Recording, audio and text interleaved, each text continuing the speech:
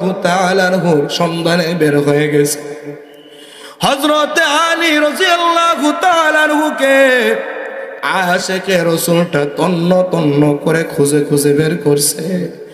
ওগো আলী, আমি বড় নবীর আশিক, আমি বড় নবীর জন্য পাগল।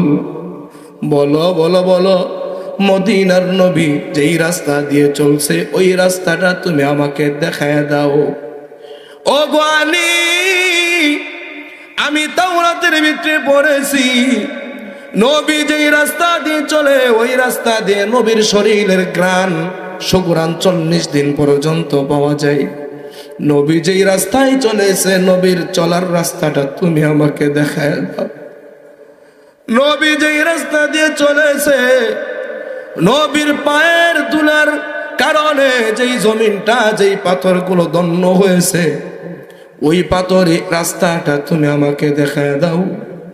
আমি ওই রাস্তার ভিতরে যাব, নবীর পায়ের ধুলি মাখাগুলো আমি শরীরের ভিতরে লাগাইব, কারণ আমি হইতেছে একটা আশিকে রাসূল। আশিকে রাসূল কথা কোন কথা, ঠিক কি ঠিক না?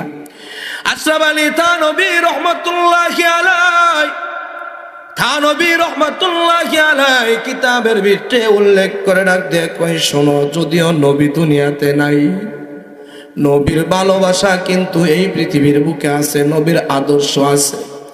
থানভী রহমাতুল্লাহি আলাইহি একটা ঘটনা উল্লেখ করছে। একটা বাঘ বাচ্চা দিয়েছে, বাচ্চা দেওয়ার পর এই বাঘের বাচ্চাকে ভারতবর্ষের একজন লোক বাচ্চাটাকে নিয়ে চলে আসছে, খাঁচার ভিতরে বন্দি করে ফেলছে। বাঘের বাচ্চা খাঁচায় বন্দি হইয়া কিছুদিন পর মারা গেছে।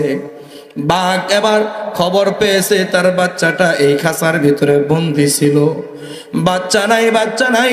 কিন্তু প্রতিদিন বাঘটা জঙ্গল থেকে উঠে আসে, এই বাঘের খাঁচার ভিতরে যে বন্দি ছিল খাঁচার কাছে আসে, কিছুক্ষণ সময় ঘুরাঘুরি করে নাক দ্বারা নিঃশ্বাস নেয়, আবার বাঘটা জঙ্গলের ভিতরে চলে যায়। আবার বাঘটা সন্ধ্যার সময় জঙ্গল থেকে বের হইয়া এই খাঁচার কাছে চলে আসে।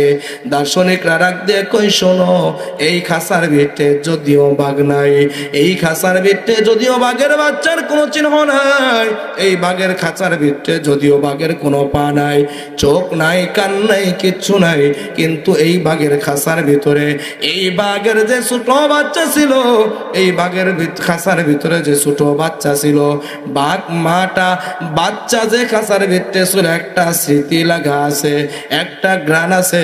এই ঘ্রাণটা নেওয়ার জন্য